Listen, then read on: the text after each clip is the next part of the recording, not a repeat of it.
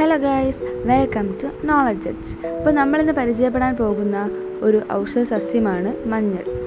മഞ്ഞളില്ലാത്ത വീടോ അത് ഉപയോഗിക്കുന്ന ദിവസമോ മലയാളികൾക്ക് ഉണ്ടാവുകയില്ല.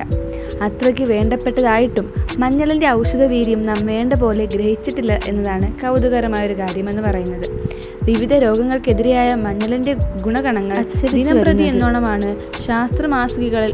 ക്യാൻസർ പോലെ മാരകമായ രോഗങ്ങൾക്കെതിരെയായ മഞ്ഞൾക്കരുത്ത് അതിലൊന്നു മാത്രമാണ്. കുർക്കുമ ലോങ്ക എന്നതാണ് മഞ്ഞളുടെ ശാസ്ത്രമായ നാമം. ഭാരതത്തിലാകെയും കാണപ്പെടുന്ന ഒരു ഔഷധ സസ്യമാണ് മഞ്ഞൾ. ചൂടും ഈർപ്പവും നീർവാർച്ചയുമുള്ള മണ്ണിൽ സമൃദ്ധമായി വളരും ഈ സസ്യം. മണ്ണിൽ നിന്നും 1 മീറ്ററോളം ഉയരത്തിൽ വളരുന്ന ചെടിയുടെ ഇലകൾക്ക് മഞ്ഞ കലർന്ന പച്ച നിറമാണ്. അത് കാണാൻ എന്തൊരു ഭംഗിയാണെന്നറിയാമോ? കുർക്കുമിൻ എന്ന വർണ്ണവസ്തുവാണ് മഞ്ഞളിന് നിറം നൽകുന്നത്. ടെർമറോളാണ് ആ നല്ലൊരു സുഗന്ധമുണ്ടാക്കുന്നത്.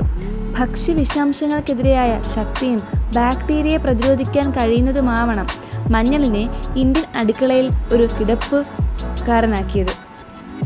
വാതം, പിത്തം, ത്വക്ക് രോഗങ്ങൾ പോലുള്ള രോഗങ്ങളെ ചെറുക്കാനും മഞ്ഞളിനാകും. പരസ്യങ്ങൾ നൽകുന്ന ചർമ്മകാന്തിയുടെ പിൻബലത്തിൽ മഞ്ഞൾ നേടിയ വിശ്വസുന്ദരിപ്പട്ടം ഇന്നും ലോകമാകെ കുളിമുറിയിലെ റാണിയായി മഞ്ഞളിനെ മാറ്റിയിരിക്കുന്നു. ഇനി ഇതിൻ്റെ ഔഷധ ഗുണവും ഉപയോഗരീതിയും എന്നറിയണ്ടേ?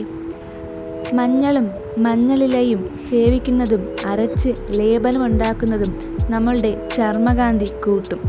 മഞ്ഞൾപ്പൊടിയും നെല്ലിക്കാനീരും അമൃതനീരും ചേർത്ത് സേവിച്ചാൽ പ്രമേഹം നിയന്ത്രിക്കാനും പറ്റും. അതുപോലെ പച്ചമഞ്ഞൾ അരച്ചു പൂശിയാൽ തേൾ, പഴുതാര, ചിലന്തി ഇവ കടിച്ചുള്ള നീരും വേദനയും ഒക്കെ ശമിക്കും, മുറിവുണങ്ങുകയും ചെയ്യും. ഇന്നത്തെ വീഡിയോ ഇത്രയേ ഉള്ളൂ.